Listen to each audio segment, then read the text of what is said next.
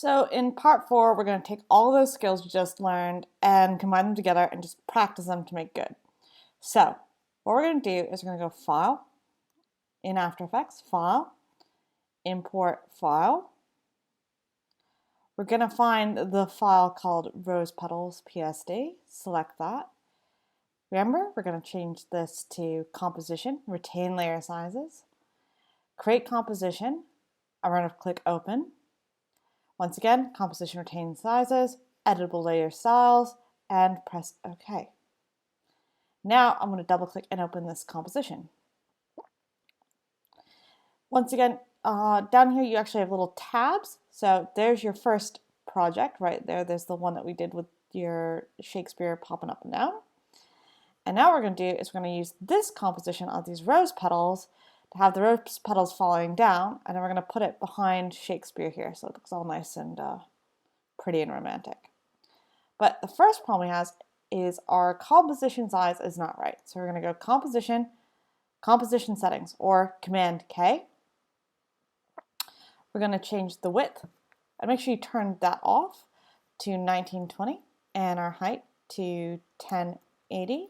We're going to make sure our frame rate's at 24, and we're going to make sure the duration is the same duration as what we changed our Shakespeare thing to. So that one's 15 seconds. I want this one to be 15 seconds. I mentioned earlier you can change the background color so it makes your job a little bit easier. I'm going to change this background color so it's easier to see to just sort of white. You can pick any color. But once again, the fact that I've changed the background color here in this composition does not mean that it's going to render out with this color. It's still going to be transparent. This background is transparent, yeah? But it makes it easier for me to see my rose petals here. So I'm going to press OK. And then you'll see that I've got all of these layers. They're all sort of, if I turn them all on, you can see they're all in the same position. I'm going to turn them all off again, except for that very bottom one.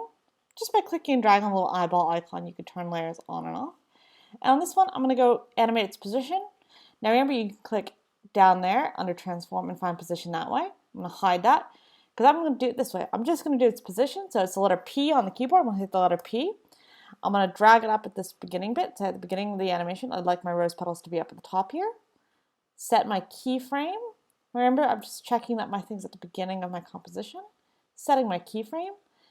Then going, I don't know, 2 seconds or 3 seconds later in time, and dragging that down, you'll see you've got that sort of path, and I can kind of create a nice little S curve. And if I play that back, you'll notice that the rose petals float down. Awesome. And basically, I'd like you to keep doing that. Turn the next layer on, hit P, go to where you want it to start. So I'll start that a little bit later than this one. Drag this up here, set my keyframe, go later in time, drag it down, just that. So now you can see there's a point where both of them sort of are falling down. Now you can keep doing this repetitively one at a time so that you get a nice sort of sense of how to do it. Or I'm going to shift select all of the other layers, go to the beginning, hit the letter P, turn them all on with the eyeball icon, and then I'm going to grab them, I'm just going to zoom in just a little bit, and grab them and move them to the top of the screen. Set the position, go a little bit later in time, drag them all down to the bottom of the screen so they all fall in a big chunk. Yeah? That works. They all fall, they all leave the screen, but they're all going to fall at the same time. So now what I'm going to do is I'm going to select two of the keyframes on a couple of them and just kind of stagger them along the timeline so that they fall at different sort of paces and at different positions in time.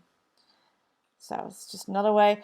And this sort of step you're doing here, you'll do sort of repetitive animation things all the time. You can play around with doing its rotation, its scale, but just use this as a practice, because the best way to kind of get used to working with keyframes is to do a lot of stuff with keyframes, unfortunately. If you haven't realized, like, most of the stuff you'll learn. By the way, you can grab these points too. Like if I just zoom out, I can grab the beginning and end point and just move that over. a lot of the stuff you do in animation is slightly repetitive. It's the nature of being an animator. You kind of are okay with repetitive tasks, and you just go through this as quickly as you can and just see where it goes and see how it leads you. You could, adjust. And you just kind of keep going till you get something. You can move both of them at the same time if both keyframes are selected as well. That's the trick behind it. Give it a bit of an S-curve.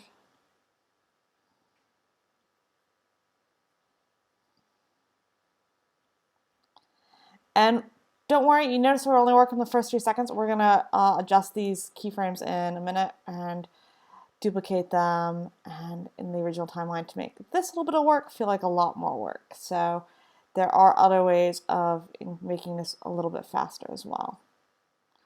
So we'll put this composition in just a second into the other ones. And you notice I make this look fast and easy because I've A, done this tutorial several times because of my computer, and B, have been messing around in After Effects for longer than I'd like to admit. So boom, I've got all my layers kind of done. Oh, there's a few up here I forgot. Like I said, this gets easier the more often you do it.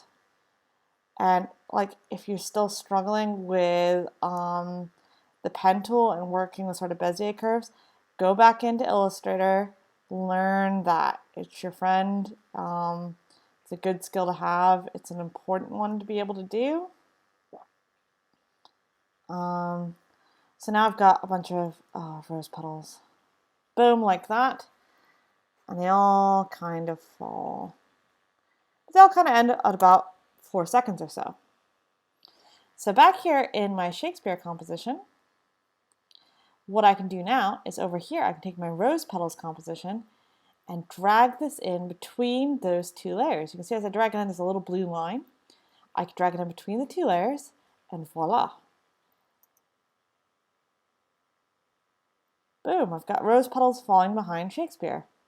I can duplicate a layer, Command D to duplicate, and I could change the time on that a little bit so it happens a little bit later. So there's like a sort of constant stream there of rose petals.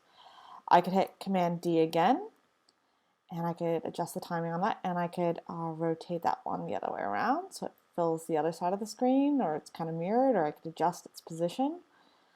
Command D again for that layer, and I could stagger that one aside, maybe change where it is.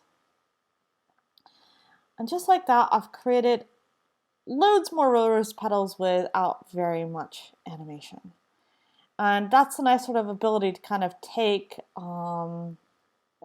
layers and put them inside of another composition and putting that composition inside of another composition. It's kind of like a Russian nesting doll.